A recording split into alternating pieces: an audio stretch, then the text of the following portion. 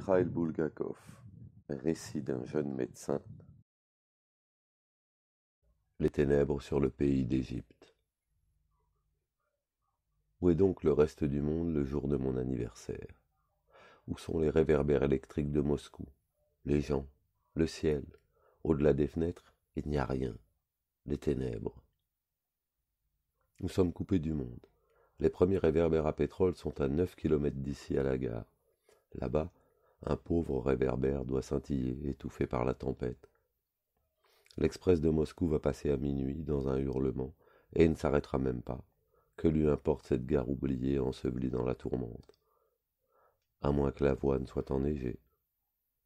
Les premiers réverbères électriques, on les trouve au chef-lieu, à 40 kilomètres.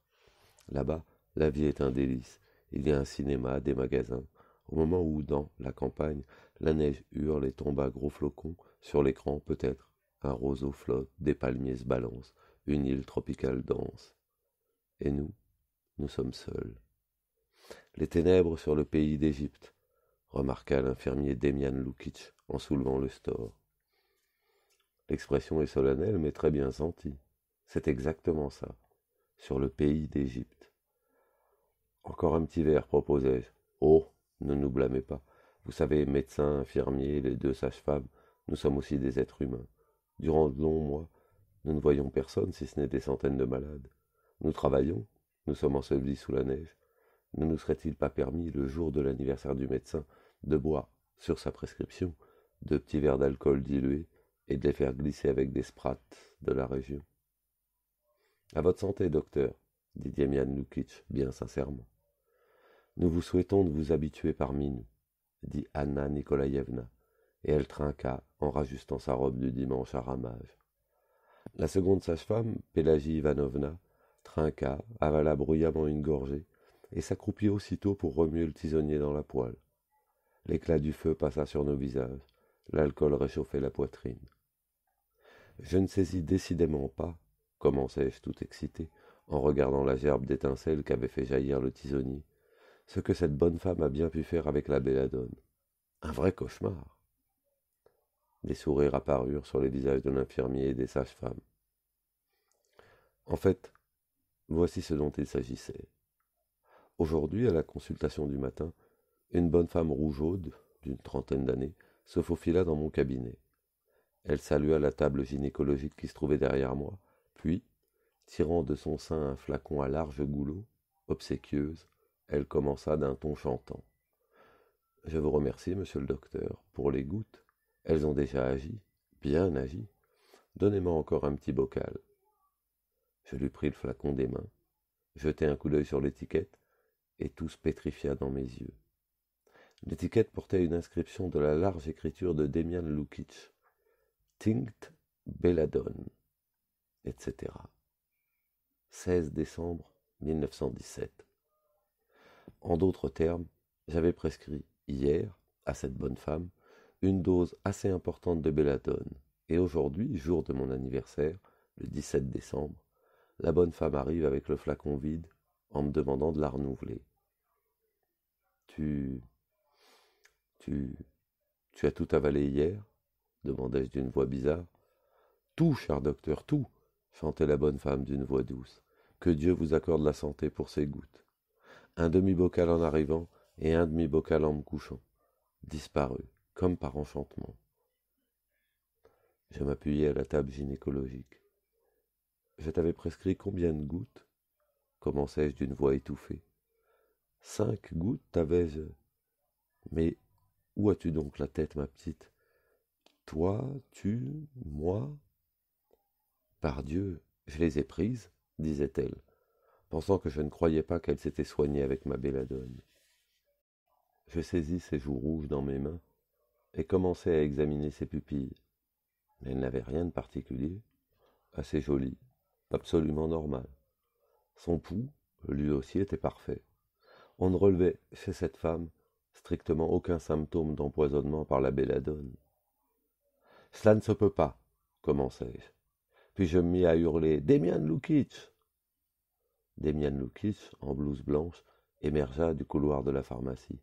« Venez admirer, Demian Lukic, ce que cette beauté a fait. » Je n'y comprends rien. Devinant qu'elle avait fait quelque chose de mal, la femme, apeurée, tournait la tête en tous sens. Demian Lukic se saisit du flacon, le renifla, le tourna et le retourna dans ses mains et déclara sévèrement: « Toi, ma belle, tu racontes des histoires. Tu ne l'as pas pris, ce médicament. » « Pardi !» commença la jeune femme.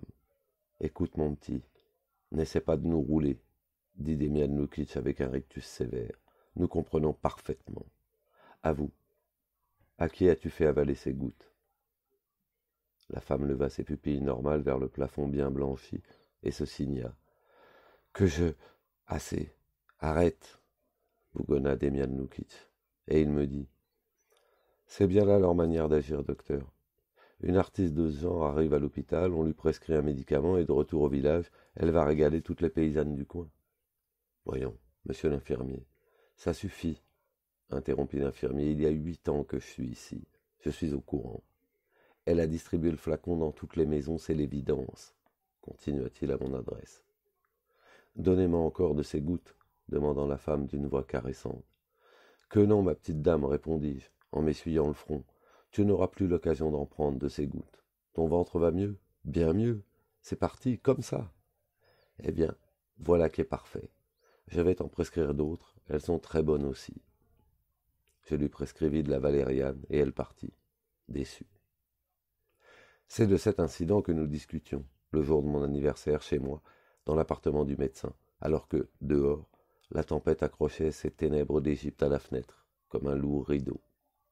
Seulement, disait Demian Lukic, mâchant délicatement un petit poisson à l'huile, seulement nous sommes déjà habitués ici. Mais vous, cher docteur, après l'université, après la capitale, il faudra vraiment vous y faire. C'est un trou perdu.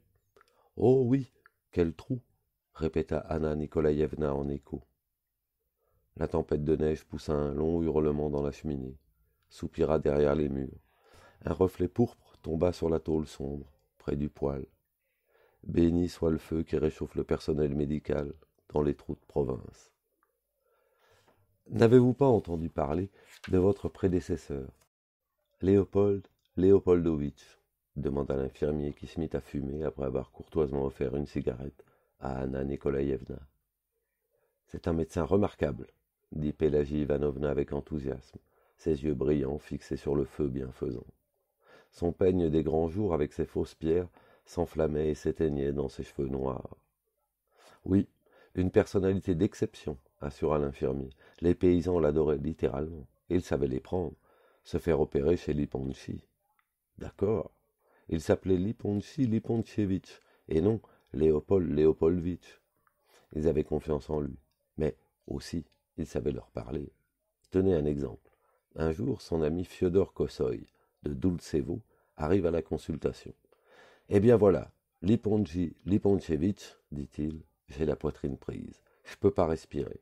Et en plus, c'est comme si ça me grattait dans le gosier. » Laryngite, dis-je machinalement, habitué déjà depuis un mois de rapidité folle au diagnostic éclair de la campagne. Exactement. Bon, dit Liponchi, je vais te donner un remède. Dans 2 jours, tu seras sur pied. Voilà des petits cataplasmes français. Tu vas t'en coller un sur le dos, entre les épaules, et un autre sur la poitrine. Tu les gardes 10 minutes et tu les enlèves. En avant. Exécution. L'autre prit les cataplasmes et partit. 2 jours après, il se présenta à la consultation. « Qu'y a-t-il » demande Liponchi. Et Kossoï de répondre. « Il y a Lipontitch, que vos cataplasmes ne m'ont rien fait du tout. »« Tu racontes des histoires, » répondit Liponti. « Ce n'est pas possible que les cataplasmes français ne fassent rien. Tu ne les as peut-être pas appliqués. »« Comment ça, je ne les ai pas appliqués, dit-il. Maintenant encore, j'en ai un. » Sur ce, il tourne le dos, et sur sa peau de mouton, un cataplasme collé. Je partis d'un éclat de rire. Pélagie Ivanovna eut un petit rire pointu, et s'acharna sur une bûche avec le tisonnier. « Comme vous voulez, c'est une bonne histoire, dis-je. Mais ce n'est pas possible. »« Une bonne histoire. Une histoire ?» s'exclamèrent les sages-femmes à qui mieux mieux. « Mais non, monsieur, dit l'infirmier avec obstination. Ici, vous savez, toute la vie est faite de bonnes histoires de ce genre. Ici, nous avons de telles choses. »« Et le sucre ? s'exclama Anna Nikolaïevna. Racontez l'histoire de sucre. Pélagie Ivanovna.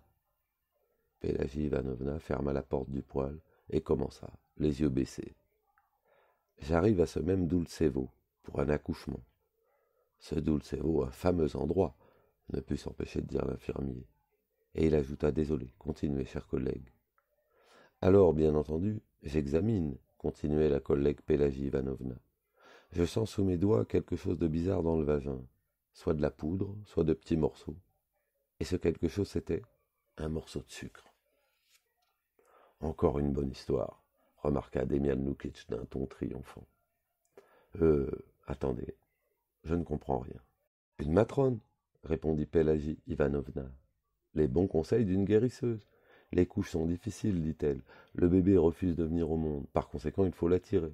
Et les voilà en train de l'attirer avec une sucrerie. Quelle horreur, dis-je. On donne des cheveux à mâcher aux femmes en couche, dit Anna Nikolaïevna. Pourquoi? Dieu seul le sait. 3 ou 4 fois on nous a amené ces femmes pour un accouchement. Une malheureuse était allongée et crachait. Sa bouche était absolument remplie de crin. Une superstition prétend que l'accouchement sera plus facile.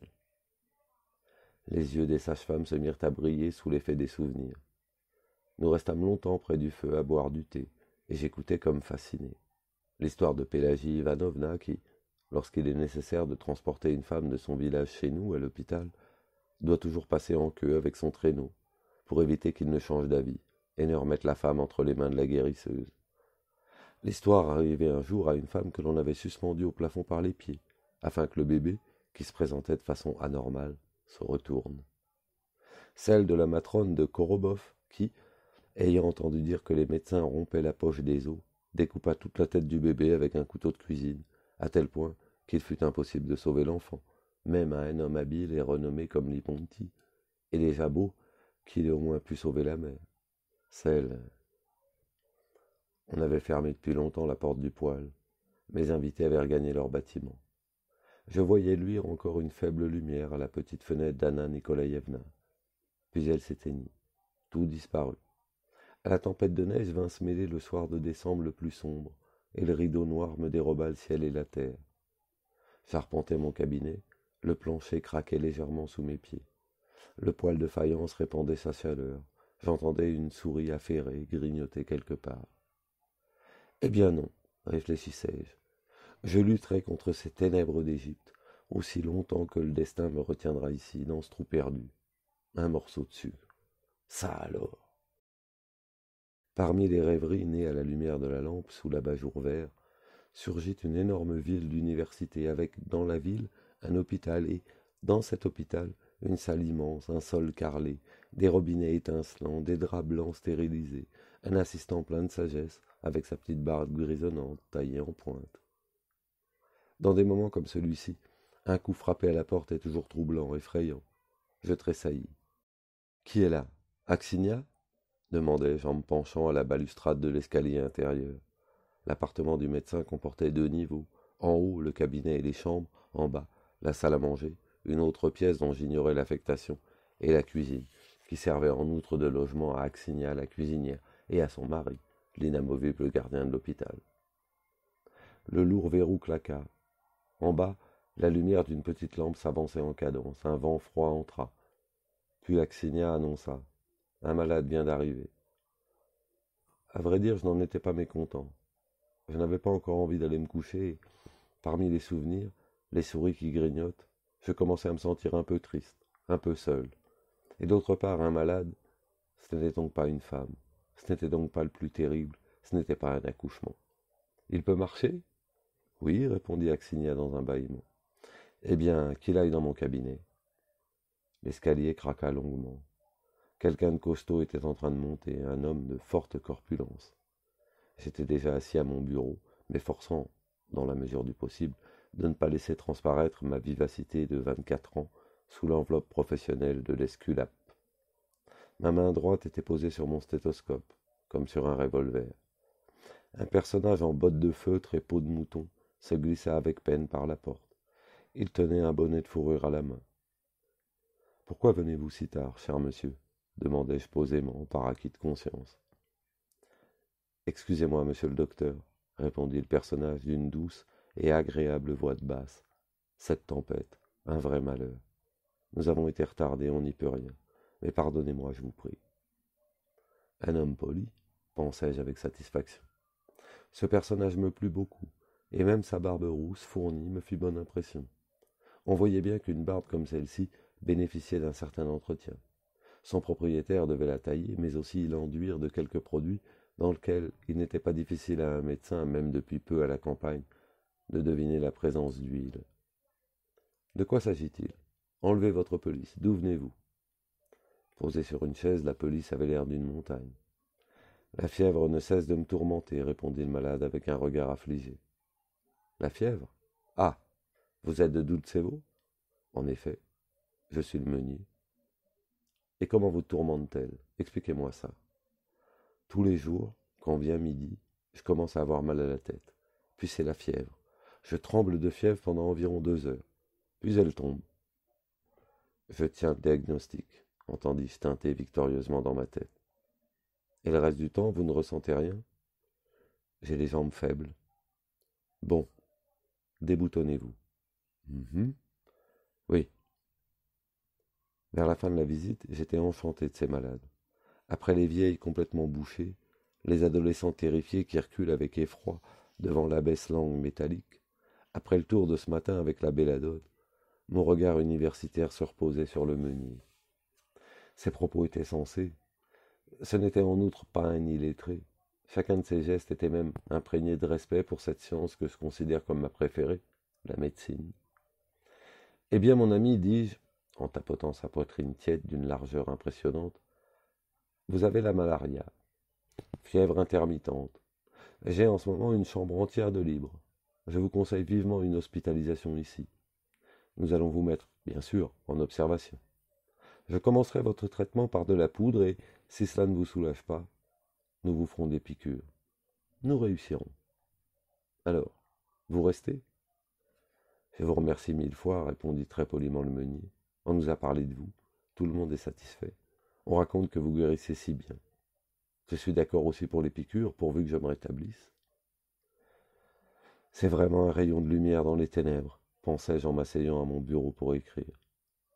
Le sentiment que j'éprouvais à cet instant était tellement agréable que j'avais l'impression de recevoir la visite de mon propre frère à l'hôpital, et non celle d'un meunier inconnu. Je pris une ordonnance et écrivis Chinini Mur 05 DT Do N 10 S Meunier Koudoff. Une dose de poudre à minuit. Et j'apposai une magnifique signature. Puis, sur une autre ordonnance, Pélagie Ivanovna, vous recevrez le meunier en chambre 2. Il a la malaria. Une dose de quinine en poudre, comme il se doit, environ 4 heures avant la crise, c'est-à-dire à minuit. Vous avez là une exception. Un meunier cultivé. Déjà au lit, je reçus des mains d'une Axinia renfrognée et bâillante un petit mot en réponse. Cher docteur, tout a été fait. Pelle Lbova. Et je m'endormis. Et je me réveillai. Qu'est-ce qui t'arrive? Qu'y a-t-il? Quoi? Axinia? Marmonnai-je. Axinia était là, se couvrant pudiquement de sa jupe à pois blancs sur fond sombre. Une bougie éclairait en tremblant son visage ensommeillé et troublé. Maria accourt à l'instant. Pélagie Ivanovna ordonne de vous appeler immédiatement. Qu'est-ce que c'est? Le meunier, à ce qu'elle dit, est en train de mourir dans la chambre 2. Que? Quoi? En train de mourir? Comment ça, en train de mourir? Comme je ne trouvais pas mes pantoufles, mes pieds nus rencontrèrent brusquement le froid du plancher. Je craquai des allumettes et les enfonçai dans le bec de la lampe jusqu'à ce que s'allume une petite flamme bleuâtre. La pendule marquait juste 6 heures. Qu'y a-t-il? Mais qu'y a-t-il? Se pourrait-il que je ne sois pas la malaria? Que lui arrive-t-il? Son pouls est parfait. 5 minutes plus tard, tout au plus, les chaussettes à l'envers, ébouriffées, en veste déboutonnée et bottes de feutre, je traversai rapidement la cour encore plongée dans l'obscurité et entrai en trombe dans la chambre 2.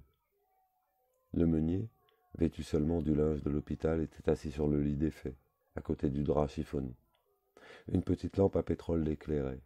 Sa barbe rousse était hirsute, ses yeux me parurent noirs et énormes, Il chancelait comme s'il était ivre.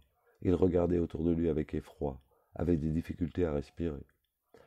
La bouche ouverte, Maria, la garde malade, regardait son visage cramoisi. Pélagie Ivanovna, la blouse boutonnée de travers, nu-tête, se précipita à ma rencontre. « Docteur !» s'exclama-t-elle d'une voix rauque. « Ce n'est pas de ma faute, je vous le jure. Qui donc pouvait s'attendre à cela? Vous-même, vous avez écrit, cultivé. » De quoi s'agit-il? Pélagie Ivanovna leva les bras au ciel. « Pensez donc, docteur, il a avalé les 10 doses de quinine en poudre à la fois, à minuit. » C'était l'aube un peu trouble d'un jour d'hiver. Demian Lukic rangeait la sonde stomacale. Ça sentait l'huile de camphre. La cuvette posée sur le plancher était pleine d'un liquide gris sale. Le meunier reposait, épuisé, pâle, couvert d'un drap blanc jusqu'au menton. Sa barbe rousse était tout hérissée. Penché sur lui, je lui tâtai le pouls pour m'assurer qu'il s'en était vraiment sorti. « Alors, comment ça va ?» demandai-je. Les ténèbres d'Égypte dans les yeux. « Aïe !» répondit faiblement le meunier de sa voix de basse. « Moi aussi, répliquai-je irrité. « Hein ?» dit-il. Il entendait encore mal. « Il y a une chose, l'ami, que je voudrais bien que tu m'expliques. Pourquoi as-tu fait cela ?» criai-je, plus fort, dans son oreille. Alors la voix de basse sombre et hostile répondit. « Eh bien, je me dis, à quoi bon l'embiner avec vous? Une dose de poudre après l'autre? J'ai tout pris à la fois, et on n'en parle plus. »« C'est monstrueux, » m'exclamai-je. « Une bonne histoire, monsieur, » répondit l'infirmier comme perdu dans un songe sarcastique. « Eh bien non, je vais lutter, je... » Et après cette nuit difficile, un doux sommeil s'empara de moi. Les ténèbres d'Égypte s'étirèrent comme un voile, et c'était comme si j'étais moi-même enveloppé dans ce voile, avec une épée ou bien mon stéthoscope. Je marche, je me bats, dans ce trou perdu. Mais je ne suis pas seul. Mes troupes marchent aussi. Demian Lukic, Anna Nikolaïevna, Pélagie Ivanovna, tous en blouse blanche et toujours de l'avant, de l'avant. Le rêve, quelle belle chose.